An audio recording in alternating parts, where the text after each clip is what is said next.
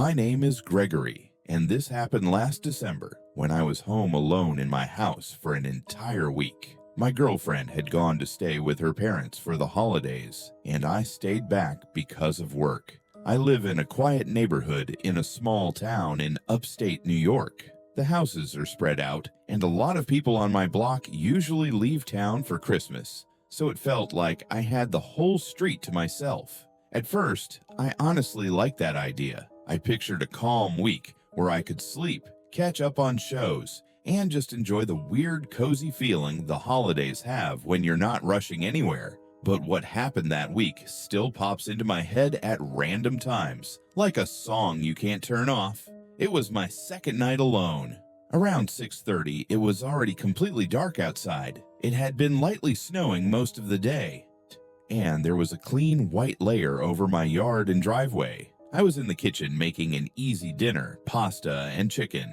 Usually my girlfriend does most of the cooking, and I'm not great at it, so I kept it simple. I turned the TV on while I ate, not because I was really watching it, but because the sound made the house feel less hollow. As much as I liked being alone for a bit, I wasn't used to how quiet it gets when it's just you and an empty house in winter. I was sitting at the table when I heard something that didn't match anything else around me. At first, I couldn't even place it. It took my brain a second to understand what it was, because it was so out of place. It sounded like singing. I muted the TV and listened. The sound was coming from outside. As I focused, it got clearer, and I realized the person was singing Jingle Bells.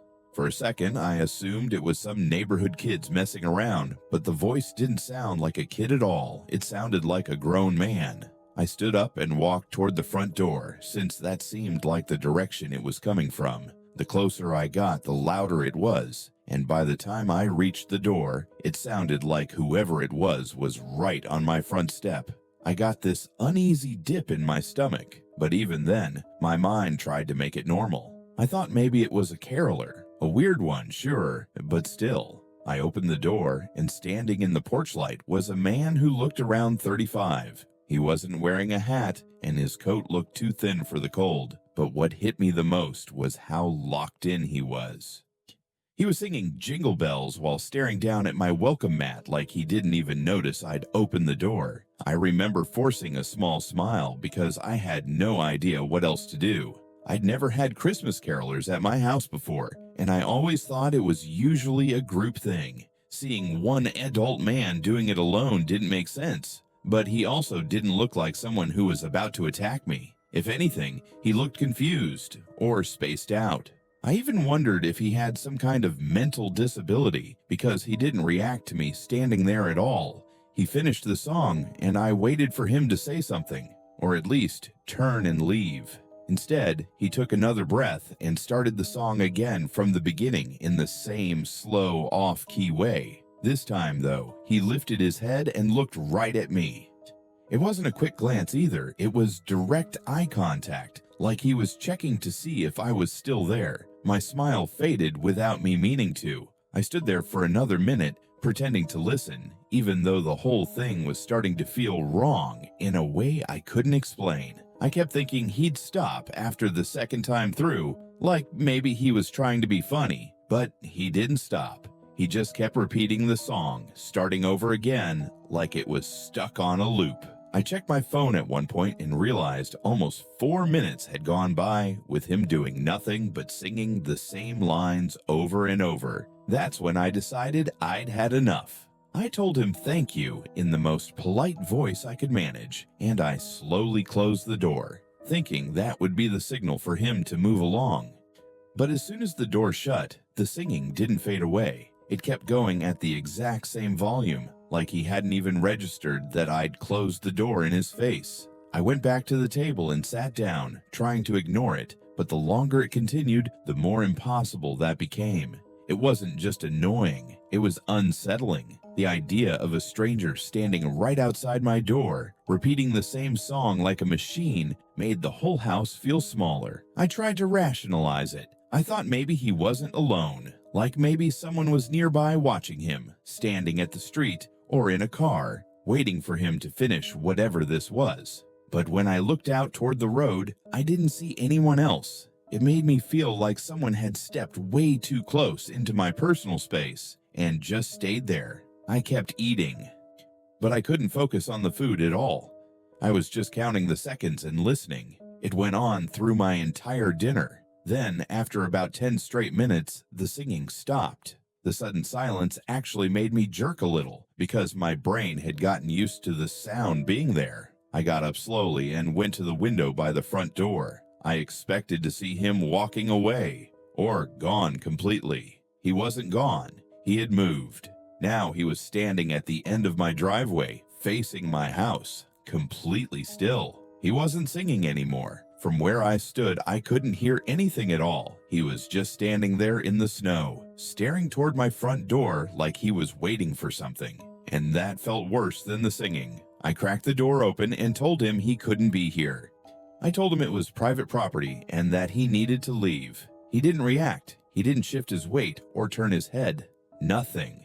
The whole thing felt unnatural, like I was dealing with someone who wasn't following normal social rules at all. Finally, I told him if he didn't leave, I was going to call the police. Then I shut the door again. I watched him for another minute from inside, and he still didn't move. I didn't actually want to call the cops yet because part of me still thought maybe something was mentally wrong with him, and I didn't want to escalate things if it wasn't necessary. So instead, I decided I'd go upstairs, lock my bedroom door, and try to relax until he got bored and left. Before I changed into pajamas, I checked from the upstairs window. He was gone from the driveway. I remember feeling this wave of relief like my body had been holding tension without me realizing it. I figured my threat had worked. I got into bed, turned on a lamp, and started reading to settle down. About 20 minutes passed. Then I heard it again. Faint at first, but recognizable immediately. Jingle bells. But this time it wasn't coming from the front of the house. It was behind it. My stomach dropped. I got out of bed fast and went to the back window. When I looked down, I saw him standing in my backyard, already inside my fence line, right below my bedroom window, and he was looking up at me. He was singing while staring straight up at my window, like he'd been waiting for me to show my face again. The snow around him looked untouched except for where he'd walked in. And seeing someone standing in your backyard at night is one of those things that doesn't feel real for a second. Like your mind wants to tell you you're misunderstanding what you're seeing. But I wasn't. I slid the window open and yelled down that I was calling the police. The singing cut off instantly, like someone hit a switch. He stood there in total silence for about 3 seconds. Then he suddenly took off, sprinting toward the back door on the lower level. The moment he ran out of my view, I heard a sound I still can't describe normally without people thinking I'm exaggerating. He started screaming at the top of his lungs. Not a normal scream either, more like something raw and violent, like a deranged roar. It echoed across the yard and through the whole house. Right after that, the banging started.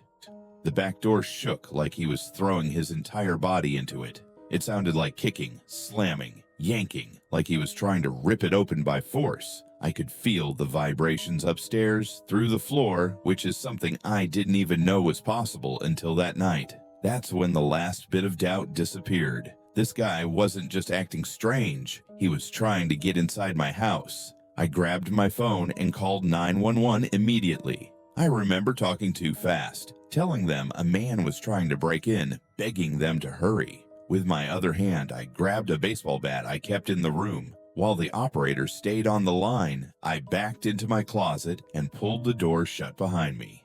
It felt ridiculous, hiding in my own closet. But it also felt like the only safe place because I didn't know if that back door was going to hold. The operator told me to stay hidden.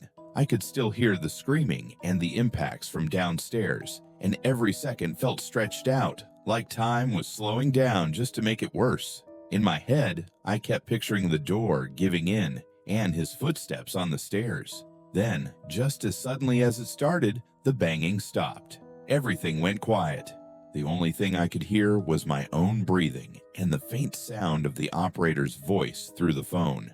I didn't know if he'd left or if he'd gotten inside and was just standing there listening. I stayed perfectly still in the closet until the police arrived. When they got there, they checked outside the house and told me the back door was still locked.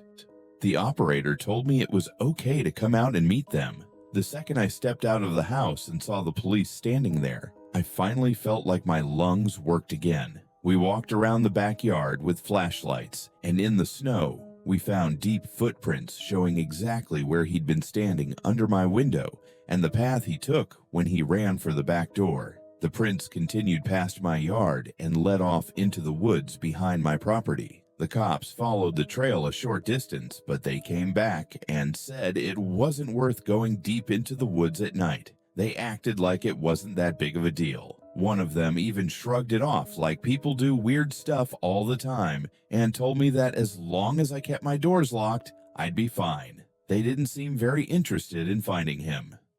And that bothered me more than I expected, but I was too shaken up to argue about it. After they left, the house felt colder than it had before, like the heat couldn't reach certain corners anymore. I went through every door and window and locked them, then checked them again and again. At that point, I was completely over the peace and quiet thing and just wanted my girlfriend back home. I ended up going to my parents' place for Christmas Eve and Christmas, just so I wouldn't be alone in that house. As for the man, he never came back. At least, not that I know of. This is about a Christmas season from around 10 years ago, and it's the reason I still get uneasy when New Year's Eve comes around. I was only 6 at the time, but I remember it clearly, like my brain decided it was important enough to keep forever. Even now, certain sounds, like a doorbell late at night, can bring it all back. My birthday is in November, so I had just finished celebrating not long before Christmas. My birthday party happened on the same day as that famous Odell Beckham Jr. catch. I lived with Cowboys fans, but I was a Giants fan, so it got talked about constantly. People were bringing it up all night, even during my birthday stuff. I didn't really understand football, but I understood that everyone thought what he did was insane. I was 6, so mostly I was just excited that it was my birthday, and everything felt fun and loud and important. For my birthday, I got tickets to a Mavs versus Wizards game on December 30th.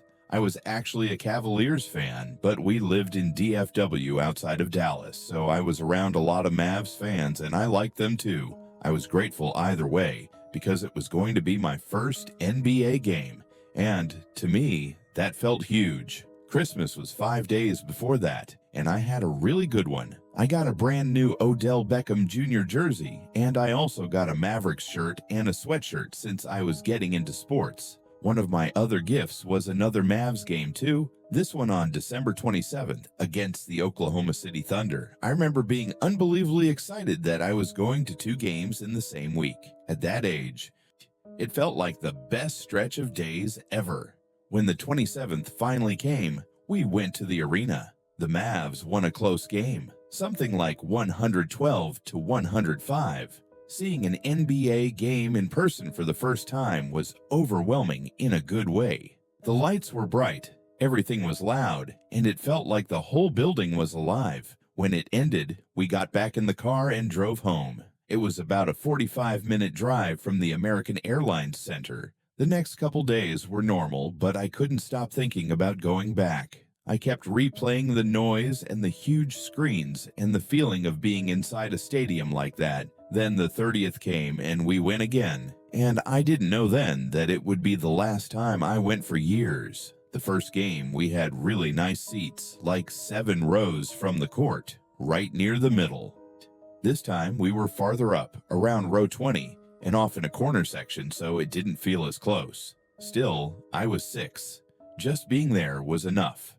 The game was going well, and I was enjoying it. The Mavs were destroying them by halftime, up by something like 20 or 30 points, and I was getting restless the way kids do when they've been sitting too long. I wanted to wander around on my own, get snacks, go to the bathroom by myself, that kind of thing. But I was with my parents, and I was obviously too young for that. So we all went to get food together. We stood in line for maybe 20 minutes. At some point, my dad went to another place inside the arena to get something different, and I stayed with my brother while he waited to pay. While my brother was talking to the worker, I realized I still had some candy I'd been given before the game, and I didn't want it anymore. I walked away to throw it out. The trash can was maybe 30 feet from where my brother was standing. It wasn't far, and in my head, it felt like nothing. As I got to the trash can, a tall white man walked up to me. He leaned down a little and asked if I was lost. I shook my head. I didn't really answer him. I was a quiet kid, and I didn't know what I was supposed to say. He looked around like he was searching for someone and told me he didn't see my parents nearby. Then he said something like we should go find them. Before I could really process it, he took my hand and started walking with me. I was 6. An adult grabbed my hand and acted like he was helping, so I just went along with it. He led me away from the food area and toward the upper levels, up where the seats get higher and higher. He told me we were going to the intercom so they could announce my name and my parents could come get me. I remember thinking that sounded reasonable, so I said okay, and kept walking. We got up near the top, closer to the nosebleeds, and we stood there for a while. I remember waiting about 10 minutes. The area felt emptier up there, quieter, like we were away from where most people were moving around.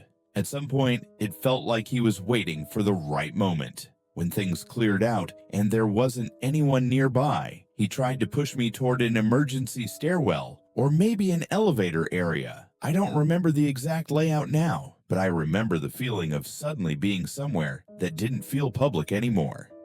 It felt tucked away. It felt wrong. That's when something clicked in my head. I remembered all the stranger danger stuff adults always say, and it hit me hard all at once. I felt guilty for even being there with him, like I had done something bad just by walking away. Then the fear came right behind it. I realized he didn't have any kind of credentials, no staff badge, nothing that would make sense if he was actually helping kids. He was just a man. When he let go of my hand to look at his phone, I didn't hesitate. I ran. I ran as fast as I could back toward the stands, back down toward the noise and the lights and the crowd. As I ran, I looked back one time and saw him standing there. He had this small grin on his face, like he wasn't surprised at all. I couldn't find my parents right away, and I didn't even care. I just wanted to be somewhere that felt safe, somewhere with people. I ended up finding my brother. Later, I learned he hadn't told my parents I was gone because he didn't want to get in trouble. He asked if I was okay, and I told him yes. I didn't explain what happened. I don't even know why. I just didn't. The game ended and the Mavs won, but I didn't care anymore. I just wanted to leave. When we walked out with the crowd, I stayed quiet. In the car, I stayed quiet too. My parents seemed confused because normally I would have been bouncing off the walls after something like that, but I told them I was tired. On the drive home, I was starting to drift off when this loud honk and screech came from behind us. It was so sudden and so loud I almost screamed. I turned around and my stomach dropped. It was him. The same man was behind us in a truck, and inside the truck I could see at least 3 other men. I couldn't make out faces, just dark shapes like silhouettes sitting in the cab. The truck pulled up alongside us at one point, and my parents yelled at them from our car, like asking what they were doing. The men didn't yell back. They just stared. I wanted to say something so badly. I wanted to tell my parents who that was and what he'd done. But for some reason, I didn't. I don't know if I was scared, embarrassed, or just too shocked to make words come out. I stayed quiet until the truck eventually wasn't right next to us anymore. When we got home, I went to bed and fell asleep fast. I think my body just shut down after holding all that fear in. Sometime in the middle of the night, I woke up with chills. At first I thought I was just cold, but then I noticed light flashing against my window. My half-asleep brain tried to make it something innocent. I remember thinking something stupid, like maybe it was Santa Claus or a neighbor's car lights. Then I looked out. That same man was outside, shining a flashlight directly into my bedroom window. I screamed and ran to my parents' room, panicking, telling them someone was at my window. It was a first-floor window, so it wasn't like a second story where you could dismiss it. They rushed outside and searched around for maybe 20 minutes. They didn't find anyone, and because I was a kid and there was nothing there when they looked, they didn't believe me. They told me it must have been a shadow from a car passing by or something reflecting, but I know what I saw. I will never forget the way that flashlight beam looked moving across my room from outside. A couple days later, on New Year's Eve, we were staying up to watch the ball drop. We were 5 or 6 minutes from midnight when the doorbell rang. My parents went to answer it. I didn't pay much attention at first until I heard the man's voice. The second I heard him, I was sure, 100% sure, it was the same man. I told my parents. I tried to explain what happened at the game, how he took me up to the higher levels and I ran away. I told them I'd seen him again, but they didn't believe me. They said it was just some guy handing out flyers, something about a lost dog, like he was doing it for his cousin's dog or something. After that, the night went on, and nothing else happened right then. I tried to act normal, but I remember watching the front door like it could open again any second. A year passed. By then, I had mostly stopped thinking about it. I was a kid, and time moves fast, and you get pulled into school and life and other things. Then, on the next New Year's Eve, I heard a knock at my bedroom window. I got up and looked, and there was a piece of paper left right there on the glass. Written on it were the words, "This new year, you'll meet me again." I brought it to my parents. That time, they filed a report, but nothing ever came from it.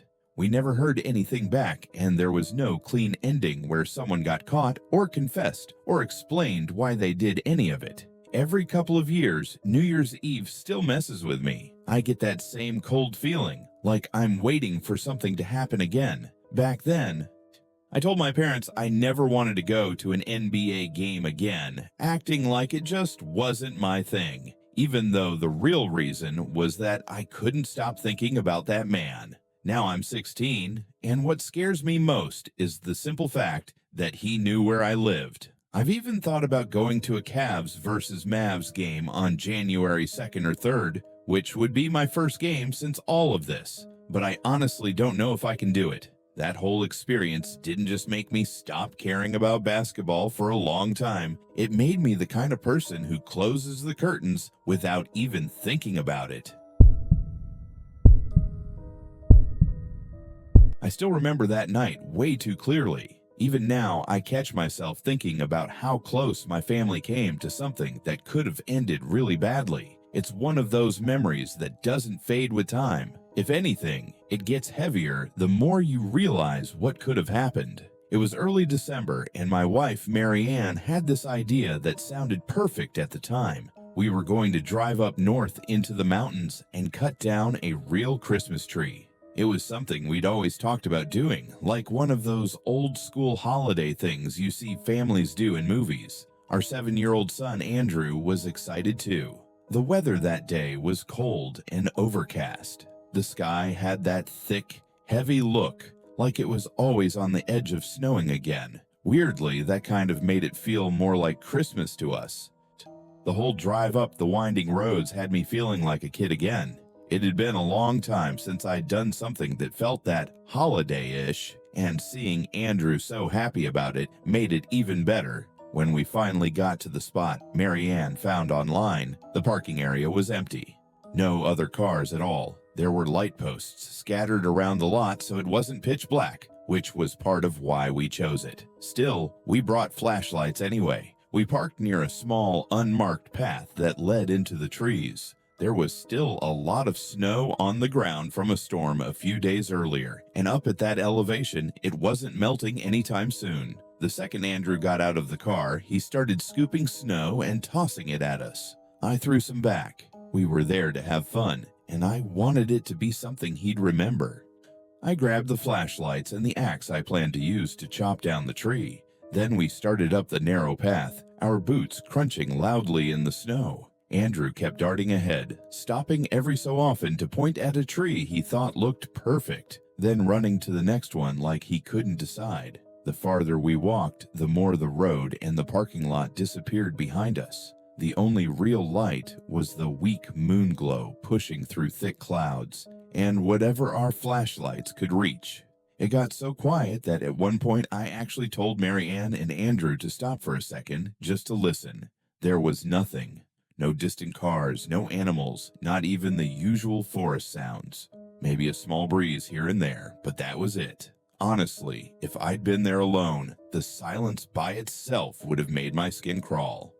We kept going, and before long, the glow from the parking lot lights wasn't visible anymore. Outside of our flashlights, it was basically total darkness. Andrew had been playing around with his flashlight, shining it on trees and making little circles in the snow. But once he realized how dark it really was, he started getting nervous. He asked how far we were going, and he made a comment about not liking how it looked out there. And around that time, I started getting this nagging feeling too, like we were being watched, like something was behind us on the trail. Every time I turned my head to check, there was nothing, just the path we'd made in the snow, empty and quiet. After about 10 minutes, we reached an area where the trees were taller and fuller, the kind you actually want for a Christmas tree. Andrew ran around the group of trees in circles, trying to pick the best one. Mary Ann stayed closer to me than she had at the start. She leaned in and whispered that she wanted to choose one quickly because she had a bad feeling. I knew exactly what she meant. The whole place felt wrong in a way I couldn't explain. It wasn't just the cold or the dark. It was something else. That's when I heard it, soft crunching behind us. It wasn't one of us. And it didn't sound like an animal. It sounded like someone stepping on snow in boots, but slow, careful, almost like they were trying not to be noticed. I turned around. There was a man standing on the path behind us, about 20 feet back. He was wearing dark clothes, but he wasn't dressed for the weather at all. His hands were bare, and even from that distance, I could see they were red from the cold. His jacket looked thin, more like a windbreaker than anything you'd wear in freezing mountain air. His face was pale and stiff, like he'd been out there far too long. Mary Ann immediately pulled Andrew closer by the arm. When the man noticed we were looking at him, his expression changed. He smiled, but it wasn't friendly. It was the kind of smile that makes you tense up without knowing why. Then he took a few steps closer and asked if we were out there looking for a Christmas tree. Hearing a stranger's voice in that silence felt wrong. His voice was deep and kind of soft, and it carried clearly through the cold air. Before I could answer, Andrew blurted out yes, excited again like he forgot he'd been nervous. The second he said it, I felt a jolt of panic. Yeah, I didn't want this guy knowing anything about what we were doing or why we were there. Mary Ann quickly said no, that we were just walking. The man stepped closer again, and the way he moved made every hair on my arm stand up. He told us not to worry, that he wasn't a park ranger. The way he said it made it obvious he knew exactly why we'd lied. And to be fair, what we were doing wasn't exactly legal. I didn't want to keep talking to him. Something about him felt off. He looked hungry or desperate, like he hadn't slept in days. If I had to put a word on it, he looked like someone who'd been living rough for a long time. I told Mary Ann we should head back to the car. She didn't argue. She just nodded and tightened her grip on Andrew's jacket. We started walking past the man, staying on the path. He stood to the side, smiling and watching us go, even giving small nods like he was politely seeing us off. Andrew kept turning around and whispering, asking if the man was coming behind us. We told him to face forward and keep moving, but every time I looked back, the man seemed a little closer than before. It didn't make sense because I didn't hear him speed up. I didn't hear footsteps gaining on us. Yet somehow, he kept closing the distance. I leaned toward Mary Ann and told her that when we reached the main road, we were going to run to the car. She squeezed Andrew's hand tighter and nodded without looking back. Behind us, the man's footsteps stayed steady. There was something strange about them too, like a dragging sound, like his boots didn't fit right or felt too heavy. As soon as we could see the opening in the trees where the lot was, I told them to go. Mary Ann picked Andrew up and ran as fast as she could through the snow. I stayed back just enough to turn around and face the path for a second. I had the axe in my hand, and it was the only reason I felt even slightly less helpless. Even though I'm not a violent person, I've never had to use anything like that against someone in my life. The man stopped walking. He just stood there, staring at me. He lifted his hands halfway, still smiling. Then he said, in a calm voice, that he wasn't going to hurt us, and that we should get back to our truck. The word truck hit me like a punch. We had come in a pickup. I hadn't said that. He shouldn't have known. I told him we didn't want any problems, and then I turned and hurried back toward the lot. Halfway there, I heard Mary Ann scream my name. It wasn't just calling for me. It sounded panicked. When I got to the truck, she showed me the right side tires. Both of them were punctured. You could see they were done. I didn't need to inspect it for long to know it wasn't an accident. It was him. I told Mary Ann to call 911 immediately. She tried, but at first she couldn't get service. She walked around the snowy lot, not going far, just moving until she found a spot where the phone finally connected. I had Andrew climb into the truck. He was old enough to tell something was seriously wrong now, and his face had completely changed. Mary Ann seemed like she was struggling to explain things on the phone, so I took it and gave the operator our location. I told her a man in the woods was threatening us, and that we believed he'd damaged our tires. I mentioned we had a child with us. The operator took it seriously right away. She told us to stay locked inside the truck and that police were on the way, along with a tow truck. She wanted me to keep the call going while we waited, but the reception was bad. The line kept cutting in and out, words dropping, the audio warping. Every time it got quiet on the call, my anxiety spiked. Then Mary Ann suddenly shouted and pointed toward the tree line near the path we'd been on. There were people standing just beyond the trees. Not one, multiple. I counted at least 3 shapes out there. They looked like shadows from where we were, which somehow made it worse. It didn't feel like we were dealing with one strange guy anymore. It felt like we were being watched by a group. Then 2 of those figures started walking toward the truck. I told the operator, and she asked me something that made my stomach turn. She asked if I had any kind of weapon. When I told her I had the axe, she basically told me that if it came down to it, I needed to use it to protect my family. Hearing that from a calm voice on the phone made the situation feel real in a way I didn't want. Andrew started crying, and Mary Ann tried to keep him quiet, holding him close and whispering to him. The 2 figures kept coming. They weren't yelling. They weren't rushing.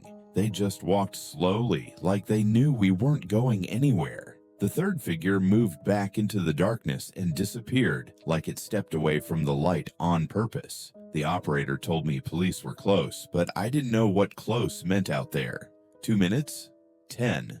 I kept looking between the tree line and the road. Yes, praying to see headlights, praying to see flashing lights. I tried to speak again, but the call dropped. The moment it cut off, everything felt 10 times worse. There was no voice with us anymore, no reassurance, just the quiet inside the truck and the slow movement outside. I checked the locks again, even though I knew they were locked. My hand stayed on the axe, and I was gripping it so hard my knuckles ached. When the 2 people got closer, close enough that we could hear them, they started calling out that they were there to help.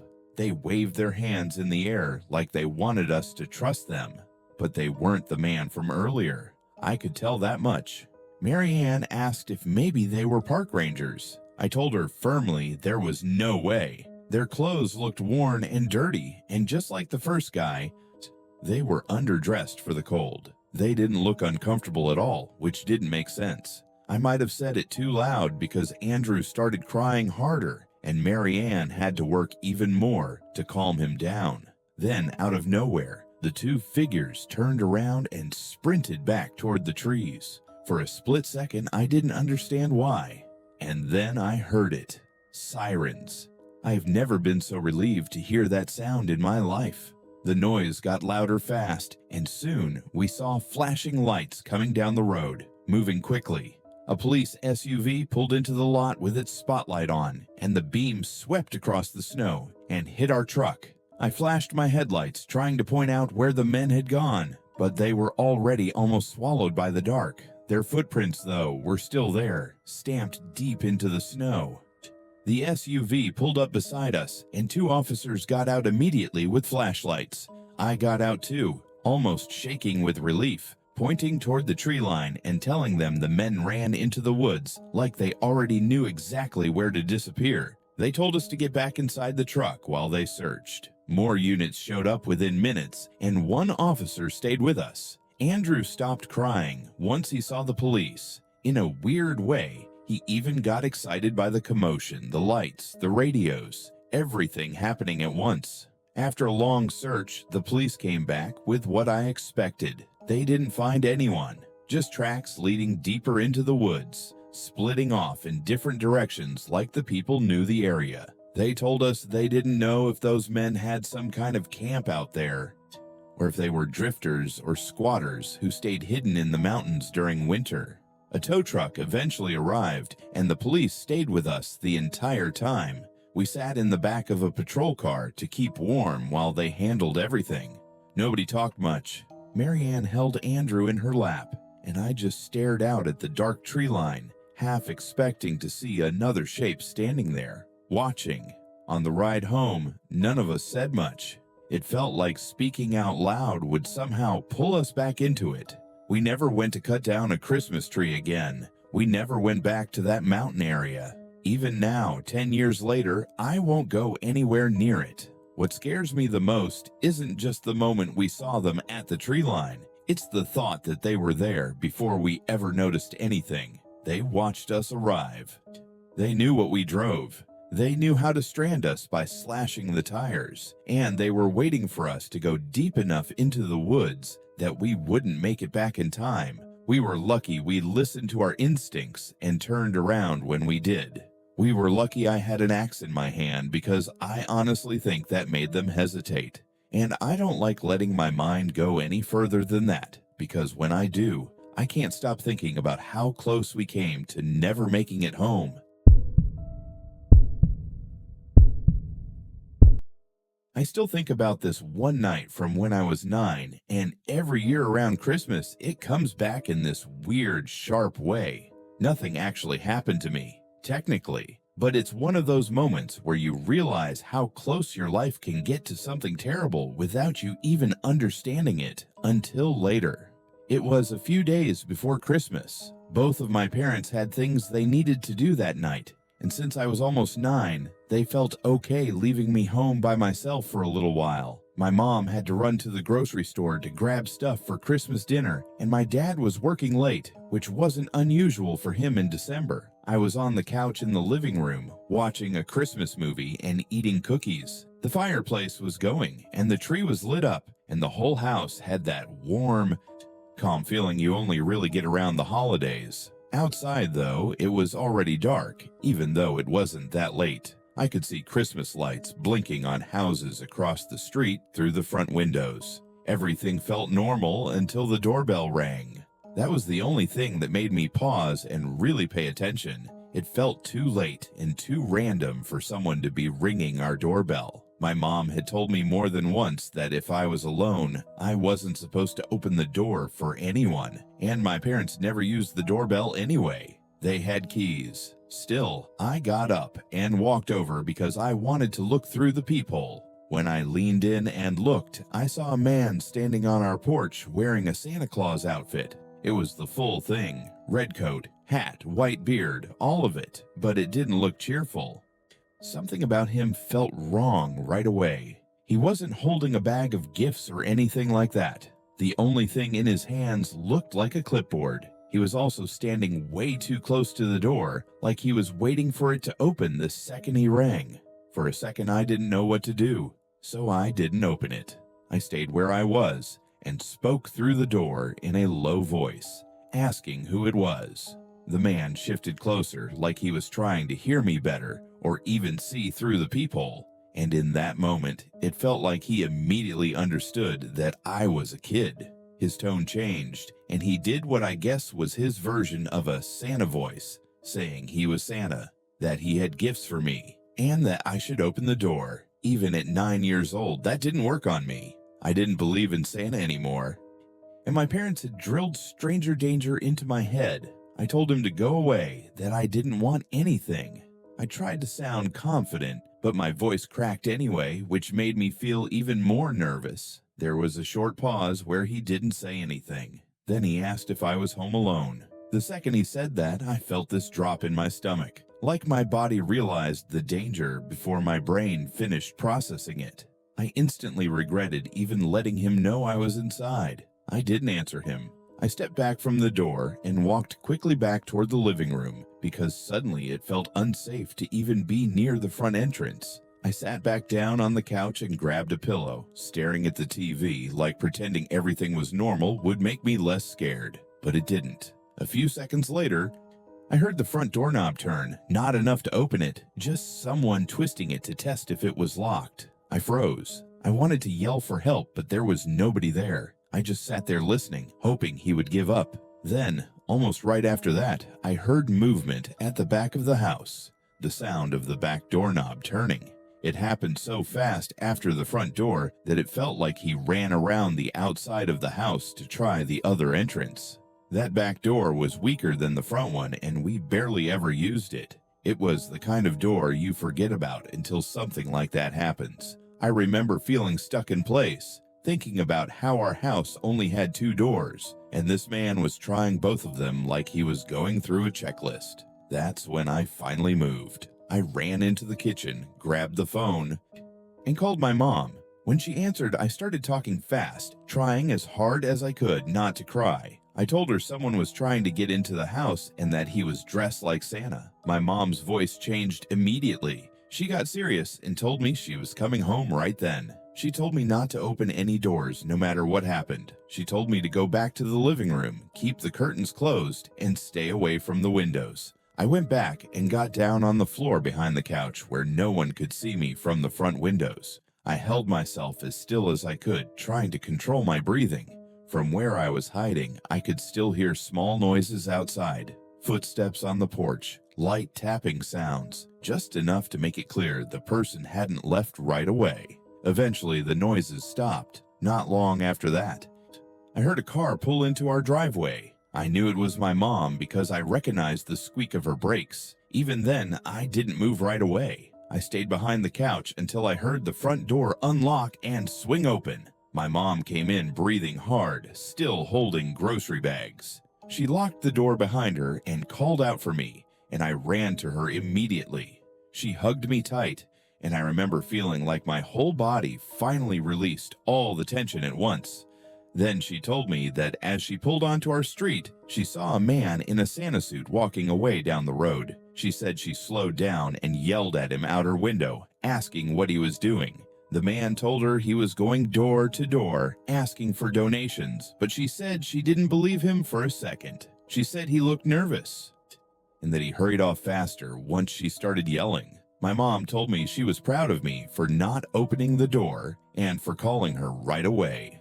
She called the police and reported what happened. I'm sure they at least drove around the area, but we never found out if the man was ever caught or if he just vanished into the neighborhood. Later, 2 neighbors told us someone in a Santa outfit had knocked on their doors asking for donations too, and they said it felt like a scam. But even if that part was true, it doesn't change what happened at our house. He tried the doorknobs. He asked if I was alone. He knew a little boy was inside, and he still tried to get in. Every year, when I see Santa decorations or hear people joking about Santa coming down the chimney, I think about that night.